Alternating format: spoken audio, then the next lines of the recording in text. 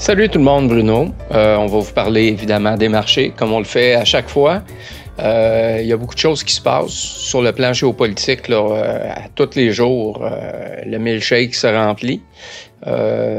Dernièrement, il y a eu des grosses oppositions entre Israël et l'ONU concernant les peacekeepers là-bas, l'équipe sur le terrain de l'ONU pour aider finalement les rescapés et tout. Ces gens-là se sont fait tirer dessus par l'armée israélienne. Et puis, Israël nous joue toujours un petit peu la même musique, là. Comme quoi, malheureusement, ça arrive parce que ce groupe-là se retrouve dans un territoire au Liban qui est à risque. Puis, à cause de ça, il y a eu de la destruction et des gros litiges. Et il y a aussi, depuis quand même plusieurs années, il y a une opposition à l'ONU entre Guterres, pas seulement lui, là, c'est lui qui est à la charge de l'ONU présentement. Et puis, il y a des oppositions entre l'ONU et Israël. On peut aussi rappeler aux gens que Israël s'est conformé à absolument aucune requête de la part de l'ONU depuis sa fondation. Donc, Israël, en fait, c'est un État qui a toujours eu un pied de travers.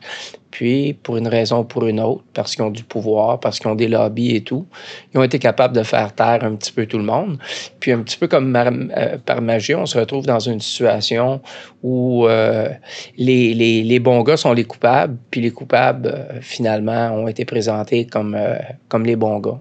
C'est une espèce de travestissement de la réalité. Ça, la manipulation, sur le plan géopolitique, politique, là, Israël a réussi un 10 sur 10 à ce niveau-là. Donc, vous voyez, j'ai un parti pris, évidemment. Et puis, je pense que ça se défend très, très bien. Il y a beaucoup de pays actuellement qui commencent à se soulever. C'est drôle parce que M. Guterres, de par ses actions, parce que c'est lui, en fait, qui soutient les politiques. C'est lui, en fait, qui est le porte-parole absolu. Il est persona non grata maintenant en Israël. Donc, il y a vraiment une guerre de clochers qui se fait à ce niveau-là. Puis Israël, sur le plan international, elle a perdu énormément de sa crédibilité, mais c'est un État qui reste très, très fort. Vous avez vu, il y a eu beaucoup de subventions de la part des Américains vers le pays. Depuis les années 60, en fait. C'est là vraiment que ça a pris forme. Cette relation-là, quasi incestueuse entre les États-Unis et Israël. Au son de cloche, les élections américaines, ça progresse. Kamala, maintenant, a du retard. Trump reste efficace, c'est incroyable, malgré le fait qu'il délire, qu'il y a de la misère à marcher, qu'il dise des âneries, qu'il se contredise, il semble absolument résister à tous les coups, M. Trump. Donc, c'est assez incroyable. Puis aussi, ça amène un questionnement par rapport à ce changement de cap-là, ou plutôt, comment ça se fait qu'il y a autant de gens qui, beau temps, mauvais temps, vont suivre ce candidat-là, malgré toutes les abjections qu'il peut dire dans une journée. Et puis, on ne peut pas reprocher aux gens de devenir cyniques par rapport à la politique, parce que si on regarde aux États-Unis, les mensonges politiques, les choses qu'on a fait avaler aux gens pour après que les gens apprennent la vérité. On regarde au Vietnam l'événement du golfe du Tonkin. On regarde en Irak les armes de destruction massive. C'était du blabla. C'était complètement délirant. Le Watergate à l'époque de Nixon, où finalement un parti politique dans un pays démocratique fait des vols pour obtenir de l'information sur le Parti démocrate. On est dans quelque chose qui est amené, qui est à un niveau énorme, là. C'est énorme. Et puis, un superlatif, c'est ça que je cherchais comme terme. Et puis ça, évidemment, ça casse la confiance des gens. Puis c'est pour ça qu'on voit maintenant des partis politiques ou des candidats qui vont être supportés, malgré le fait qu'ils sont complètement nuls ou qu'ils disent à peu près n'importe quoi. Parce que les gens savent qu'on leur sert à peu près n'importe quoi. Bon. on va parler vite fait de SpaceX. Vous savez, je suis quelqu'un qui critique souvent Musk. Je trouve que ce gars-là est crédité pour des choses qui devraient pas.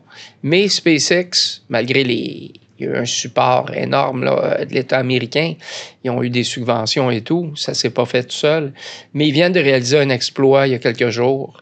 Ils ont été capables de récupérer finalement un moteur qui est venu réatterrir dans deux espèces de pincettes. Là, tout le monde l'a vu. Et ça va avoir un impact sur le secteur, ce secteur industriel-là, sur les façons de procéder, ainsi de suite, ainsi de suite. Donc, regardez qu'est-ce que ça pourrait amener de positif. Essayez de vous poser des questions. Dans ce contexte-là, dans cette industrie-là, évidemment, pour construire une fusée, il y a de l'électricité, il y a de l'engineering, il y a différents aspects qui doivent être complétés pour arriver à cette espèce de synthèse absolue-là, qui est la fusée physiquement, là, qui est fonctionnelle. Mais posez-vous des questions, ça pourrait devenir intéressant pour vous, puis éventuellement vous permettre de vous positionner. C'est toujours ça qu'on veut, en fait, c'est nous positionner sur les marchés. On est des traders. Donc, c'est ça mon petit trait géopolitique aujourd'hui. Je ne prends pas d'orientation ou quoi que ce soit. Je ne fais pas de prédiction. Ce que je sais, c'est que le Moyen-Orient est en feu, qu'il va y avoir des répercussions sur les matières premières. On a déjà parlé dans des vidéos antérieurement. Regardez les pays qui sont actuellement impactés par la crise. Pour poser des questions à ChatGPT, faites vos recherches, comme on dit souvent, due diligence. Trouvez les creux dans le marché. Trouvez les aspérités qui peuvent être travaillées. Regardez, en fait, le contexte nous aligne. Hein, c'est ça l'idée. Maintenant, on va reparler aujourd'hui vite fait d'XAU-USD. On va reparler vite fait de USD-JPY. Puis on va regarder vite fait ce qui se passe avec Meta. On va regarder ces trois candidats-là aujourd'hui. OK? Donc, on s'en vient sur nos screens.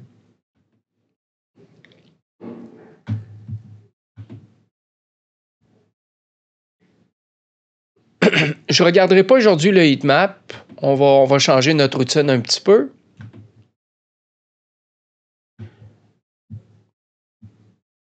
OK. Donc, USD-JPY, on est en 30 minutes actuellement. On va enlever finalement le Keltner Channel.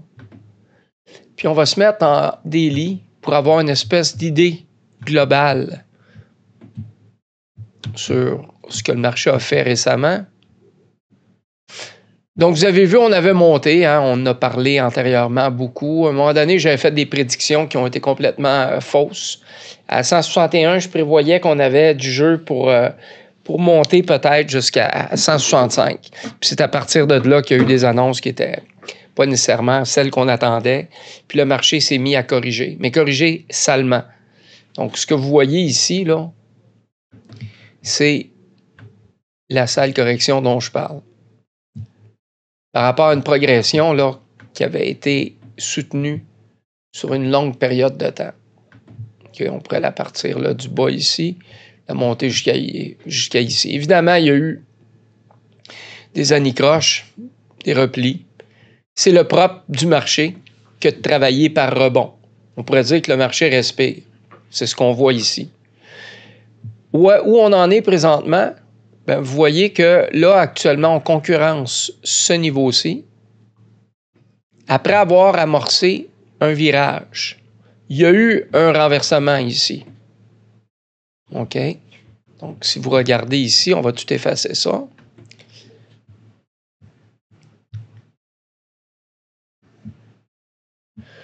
Donc, on voit ici qu'il y a eu un renversement. Évidemment, quand ça s'est fait, il n'y a rien qui nous garantissait qu'on allait remonter.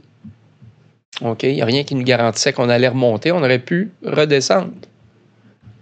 Mais il y a eu du travail à ce niveau-ci qui s'est effectué. Il y a eu des figures de renversement potentiel. Puis après ça, il y a eu des cassures significatives. Et à partir de là, on se disait, bon, peut-être que le marché va reprendre un peu de galon. Sans savoir où ça va s'arrêter, sans être sûr non plus qu'on va remonter à 161 ou plus. Mais si les conditions du marché sont s'y présentent, il y a des fortes chances qu'on revienne dans ces zones-là. Il y a des bonnes chances. Actuellement, dans les derniers jours, on a travaillé, on a monté. Il n'y a pas de doute qu'on a monté. Il y a un channel. Mais on voit qu'on est plus... On travaille beaucoup, beaucoup dans cette zone de prix-là ici, si on veut. Là. Donc, ce qui s'est fait ici, là, c'est un peu là-dessus qu'on danse actuellement. Il y a comme des hésitations. Puis, avant de fracturer ce niveau-là, il va falloir qu'il y ait un certain pouvoir dans le marché. C'est-à-dire qu'il va falloir qu'il y ait des conditions qui vont faire en sorte que le prix de l'USD va se bonifier. Donc, le contexte, il est super important, contexte géopolitique. Mais il y a beaucoup, beaucoup de choses qui tendent à soutenir le dollar actuellement, malgré tous les problèmes. Disons que c'est à double tranchant ce que je viens de dire. On pourrait tout à fait sortir des arguments qui favorisent la progression de l'US dollar, puis il y a d'autres arguments qui pourraient nous dire, écoute, on s'en va vers une crise majeure, puis c'est plutôt l'or qui va en bonifier. C'est vrai dans les deux cas, mais parce qu'à un moment donné, les deux peuvent travailler ensemble, or et argent, or et dollar. Puis dans d'autres cas, mais c'est pas ça du tout qui vont se faire. Quand le dollar va monter, l'or va chuter. Et quand le dollar va chuter, l'or, lui, va monter. Donc, corrélation, décorrélation ne sont pas toujours égales. Ce qu'on voit en ce moment, c'est qu'on travaille beaucoup à ce niveau à une espèce de passage. Moi, j'ai une trade actuellement. Si je viens toucher ce niveau-ci, c'est 151 800. Là, je mets 900, à peu près ce niveau-là. Je gagne ma trade. Ceci étant, là, on regarde ça en daily. Ce que je vous montre là, sont le converti en 30 minutes. Puis là, on voit que il y a encore pas mal de chemin à faire pour remonter tout ça. Puis même par rapport à mes positions, je suis dans le négatif actuellement. Je pourrais vous les partager, là. Il faudrait juste que j'ouvre mon Axie Trading, peu importe. Donc ça, c'est pour l'USD. Donc moi, je reste positif. Je pense que ça va monter. Et que dans les prochains jours, on va venir travailler jusqu'au pas loin de 152. Là. Si vous regardez, si on met ça en 4 heures, ça fait en sorte, là, en 4 heures, on va l'arrondir là, à 152. C'est un petit peu moins que ça, mais moi, je croyais que c'est à peu près là qu'on pouvait atteindre ça sans trop de problèmes. Donc, ça suppose qu'on bloque, qu'on ne descende pas plus bas que ça, ou en tout cas, si on descend plus bas que ça stoppe, qu'il y a un renversement, puis qu'on remonte. On semble voir l'espèce de petit renversement ici. Donc, je crois, moi, que dans les prochains jours, là, on est en 4 heures, mais dans les prochains jours, à l'intérieur de 2-3 jours, je crois sincèrement qu'on va avoir fait du price action ici, puis qu'on va être dans cette zone-là, si on n'a pas déjà touché ce niveau-là. Ce niveau-là, c'est le centre d'une grande chandelle, puis ça correspond aussi à une espèce de support qui a déjà été très, très, très puissant. Donc, je crois qu'on va atteindre ce niveau-là dans les prochains jours. Ma trade actuellement, si on refait du price action, je vais l'implémenter. J'ai déjà 2 positions, 2 lots, c'est pas beaucoup, en vue d'une montée comme ça. Donc, ces 2 lots-là, si jamais je gagne ma position, je ferais autour de 3 000 $ à peu près. La position actuelle, si je la modifie, ça va être évidemment plus intéressant. XAU-USD, on est définitivement stand-by. Le marché est fort. Le marché s'est trouvé une zone dans laquelle il est confortable et dans laquelle il évolue. Si on fait une observation à 4 heures, on peut sans hésiter dire que cette zone-là, c'est une zone d'intérêt dans laquelle il y a énormément d'échanges. Et là, actuellement, là où on vient de faire un petit peu de price action par rapport à l'ancien ISI qui est à peu près ici. Mais on n'est pas encore au-dessus de ces niveaux-là. On n'a pas non plus concurrencé celui-ci, qui est le ISI absolu, si je ne me trompe pas, sur le marché. Donc, vous voyez actuellement que là, la corde est tendue, puis qu'on est dans cette zone-là. Pour pouvoir prendre une position là-dessus, sur du petit terme, 15 minutes, 30 minutes, moyen terme, 1 heure, 4 heures ou plus, vous devez nécessairement comprendre ce qui se passe géopolitiquement. L'or est un contrepoids des activités humaines. C'est d'une certaine façon, quand il y a beaucoup d'incertitudes, ça joue un rôle. Je ne suis pas à défendre l'or comme monnaie. Je ne suis pas un puriste à ce niveau-là, parce qu'il y a des gens qui croient que l'or devrait être réinstitué, que c'était le meilleur des systèmes. C'est des gens souvent maintenant qui entrevoient même finalement un retour, une espèce de démocratisation des politiques bancaires avec, admettons, le BTC et compagnie. Donc, ça jouerait le rôle que l'or était supposé jouer à l'époque. Une monnaie sur laquelle les banques centrales n'ont aucun contrôle. Et ils ne peuvent pas, à un moment donné, faire imprimer de l'argent pour financer leurs propres bêtises. OK? Donc, les gens qui ont lu Von Mises, les gens qui sont dans ces positions-là du point de vue économique, vous savez de quoi je parle, vous comprenez un petit peu là qu'est-ce que je veux dire par quand je soutiens un discours comme celui-ci. OK? Maintenant, pour nous, pour trader, on n'a pas de besoin là, d'être dans la théorie à pu finir. On peut vraiment penser qu'entre ici et ici, les chances de gain sont extraordinaires. OK, maintenant, le fait de savoir ça rend pas le positionnement plus facile. Il va falloir que vous équilibriez votre prise de position en fonction de votre budget. Il va falloir que vous ayez une tolérance, parce que sur le marché de l'or, il y a beaucoup de contre-mouvements, de faux mouvements. Là, actuellement, il n'y a personne qui nous dit qu'on ne chutera pas énormément avant de remonter. Donc, avec l'or, c'est quelque chose qui peut se produire. Donc, quand vous allez prendre une position, idéalement, prenez une position plus petite que ce que vous pouvez réellement prendre, quitte à réimplémenter, pour éviter ce genre de mouvement-là. Vous êtes mieux avec une plus petite position, d'avoir une capacité de capter un contre-mouvement sur une plus longue période de temps, puis éventuellement vous repositionner plus fortement au sein de la position que de vous faire casser le nez dès le départ. Ça ne fait pas de sens. Donc, dans ce que je vois, moi, ici, OK, je vois qu'on a une journée positive. Je crois que, évidemment, il faudrait regarder les annonces aussi, qu'est-ce qui s'en vient, là. Mais je crois que dans les prochains jours, on pourrait tout à fait, ou dans les prochaines heures, faire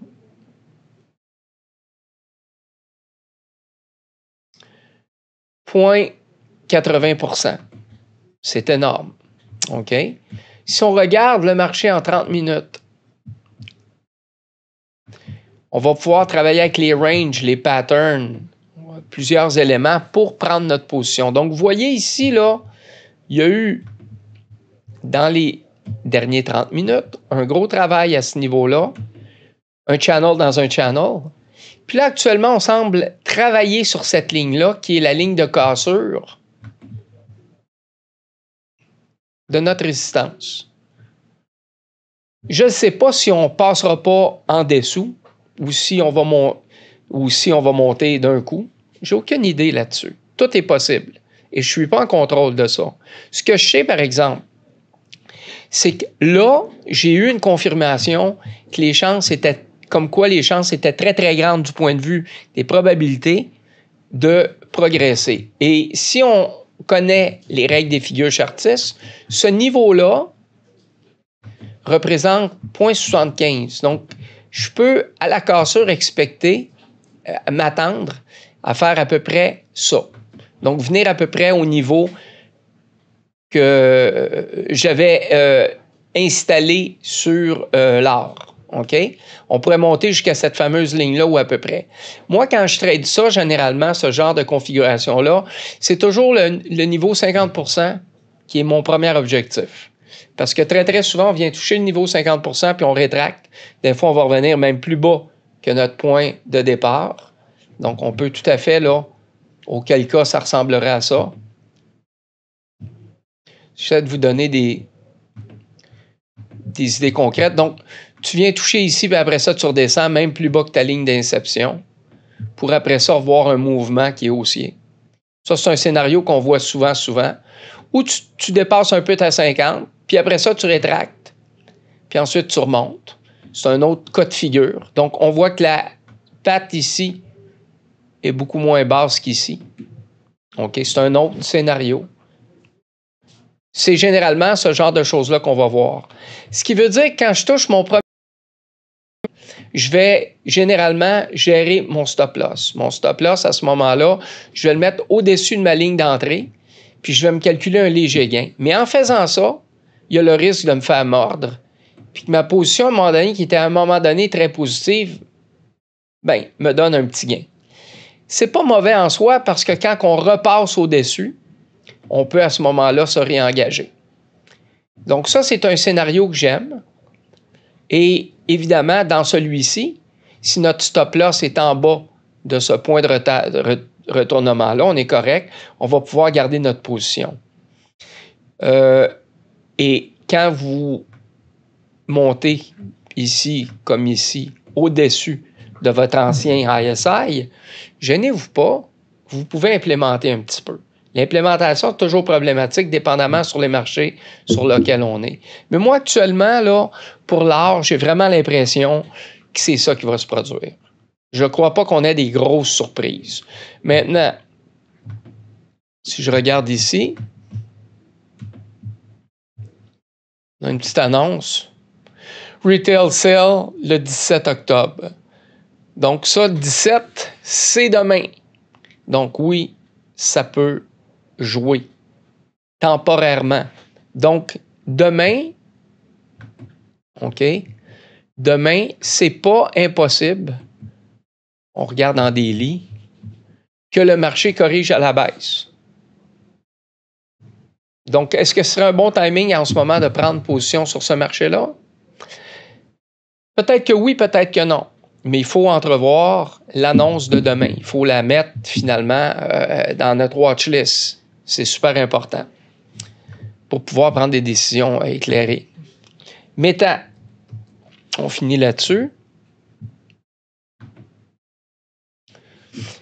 Donc, Meta, on avait fait nos dessins. On avait annoncé qu'il y a une possibilité de progression ou de travail en range. On a brisé là, une espèce de petit channel. OK?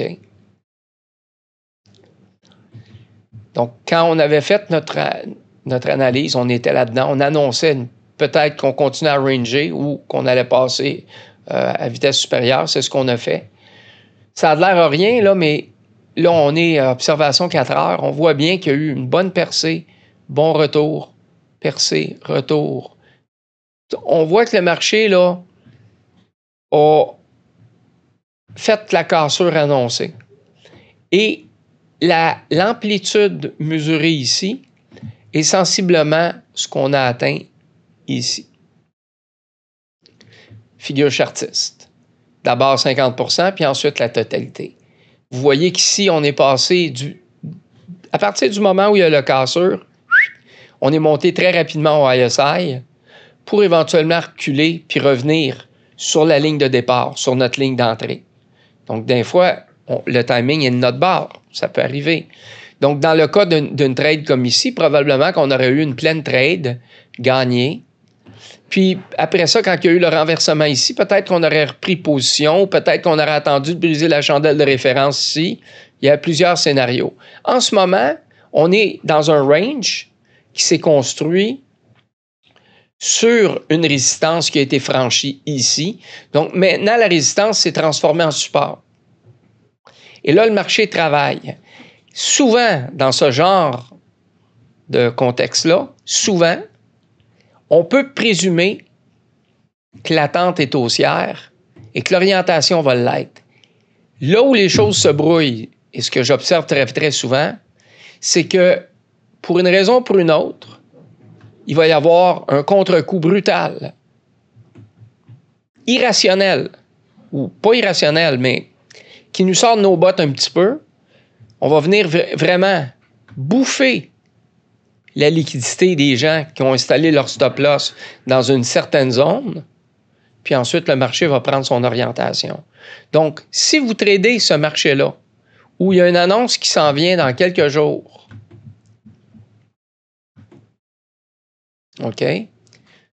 Donc, l'annonce est pour le 30 octobre. C'est que dans le coin de l'Halloween.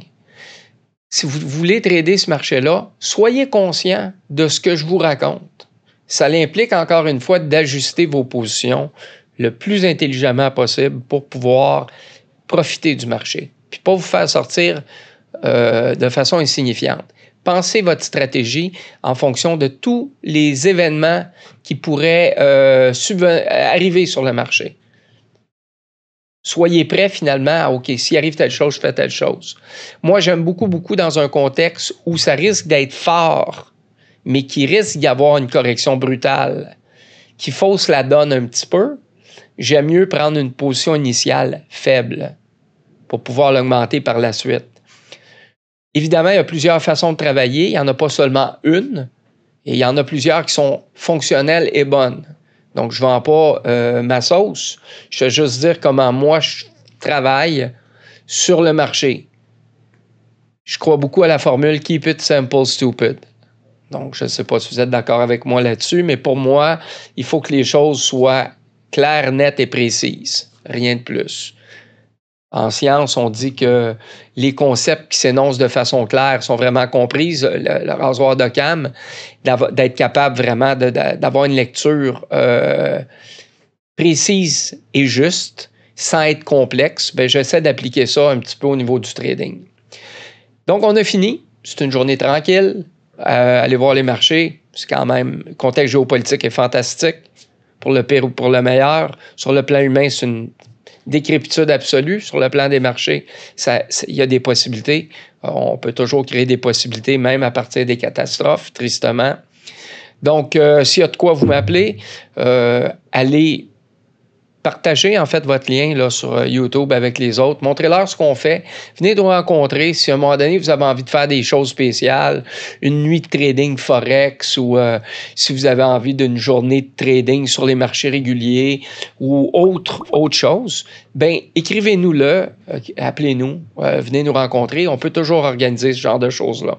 Ça pourrait être intéressant à un moment donné de réunir les gens qui sont sur la plateforme, puis d'être 50, 100 ou plus, pourquoi pas, et puis de faire une trade live ensemble, ou une période de temps, là, sur un marché donné, je fais mes commentaires, puis on échange ensemble. Dites-moi ce que vous en pensez, je vous souhaite une bonne journée, amusez-vous, bon début de semaine. Merci d'être avec nous pour nos analyses hebdomadaires sur YouTube. Si vous aimez le contenu, faites-nous un thumbs up, parlez-en à vos amis. On est aussi présentement sur Discord, c'est gratuit et on offre des analyses beaucoup plus poussées. On espère de vous revoir.